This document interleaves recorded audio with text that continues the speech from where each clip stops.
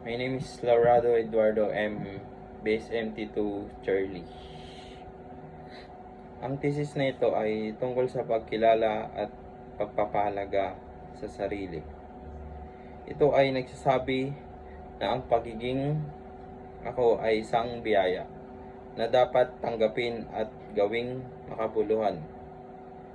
Hindi tayo magiging tunay na sarili kung hindi natin kinikilala at tinatanggap ang ating kakaibang katangian at mga ugnayan sa ibang tao.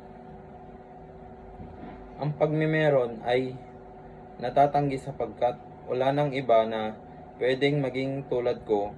Kailangan ko kilalanin at tanggapin ang aking mga kakaiba at mga katangiang ito ay nagpapakita na ang pagiging ako ay hindi lamang isang katayuan kundi isang pagkilala sa sarili na walang katulad. At ay nagsasabi rin na hindi ito ay maging tunay na sarili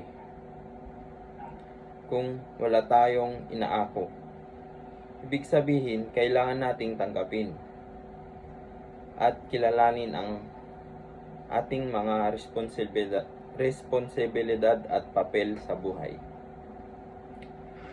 Hindi tayo magiging okay kung hindi natin kinikilala ang ating mga kakaiba at mga katangian.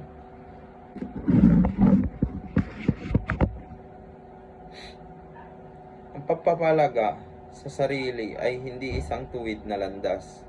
Ito ay isang patuloy na proseso ng pagpili at paghanap ng kung ano ang mahalaga para sa akin at sa mga mahalaga sa akin. Hindi ito isang desisyon na ginagawa isang beses lang, kundi isang patuloy na pagkilos sa buhay. Hindi ko maaaring makuha ang katuparan sa pamamagitan ng paggaya ng iba.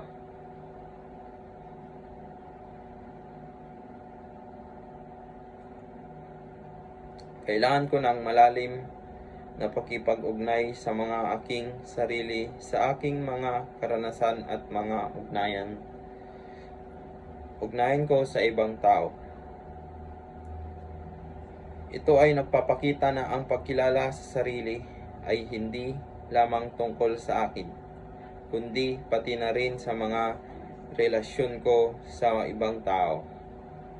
Ang thesis na ito ay nagpapaalala sa akin na ang pagpapahalaga sa sarili ay hindi makukuha sa pamamagitan ng paggaya sa iba. Hindi ito maaring itakda ng iba, kundi dapat ito ay galing sa aking sariling pagkilala at pagpapahalaga. Ito ay nagpapakita na ang pagiging ako ay hindi lamang isang katayuan kundi isang pagkilala sa aking sarili at walang katulad. Ang pagpapahalaga sa sarili ay hindi isang tuwid na landas, ngunit gabay sa pamumuhay. Ito ay pagpapakita na ang pagkilala sa sarili ay hindi lamang tungkol sa akin, kundi pati na rin sa relasyon ko sa ibang tao at sa mga pagpili ko sa buhay. Sa pagbabasa ng thesis na ito, napapaisip ako kung gaano kahalaga ang pagkilala sa sarili.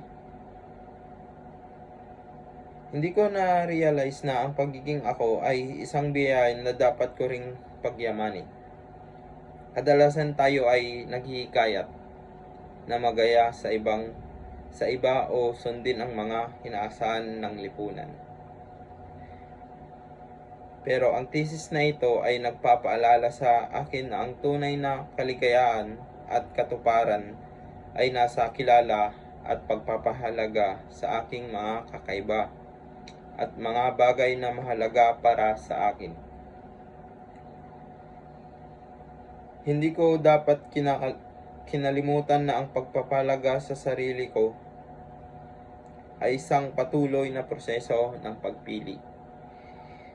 Pagpili at paghahanap ng kung ano ang tunay na mahalaga para sa akin. Sa paggawa nito, sigurado akong makakahanap ng mas malalim na pagkilala sa sarili at mas malakas na pagpapahalaga sa aking mga pagkakaiba. Ito ang pagiging gabay ko sa pagpili ng mga bagay na makabuluhan sa aking buhay. Ang pagkilala sa sarili ay hindi lamang tungkol sa akin, kundi pati na rin sa mga relasyon ko sa ibang tao at sa mga pagpili ko sa buhay. Maraming salamat po. Thank you.